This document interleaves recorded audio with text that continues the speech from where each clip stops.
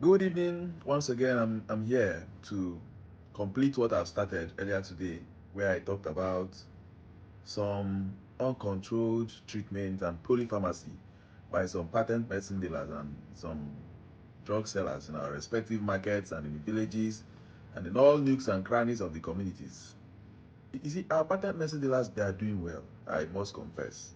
Because these people are scattered everywhere in the communities, and a lot of times when you cannot access drugs in the urban areas, they are there to help. Yeah, they have helped a lot of people.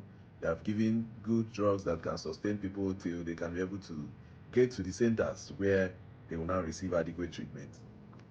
But I'm appealing to all of you that are handling these drugs. At least there is the internet. You can actually google some drugs and see some combinations, how dangerous they are. Because at some point you may think you are saving these patients, but you don't know you are killing the patient. Now let me give you an example. You might think you are giving an anti-malaria, artemether lumefantrine. Yeah, normally we use it to treat malaria.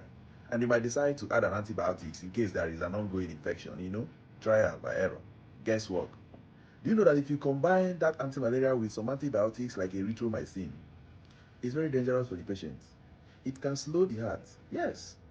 We must have seen a lot of conditions where people go to bed just because of small illness and they didn't wake up again in the morning. It has happened.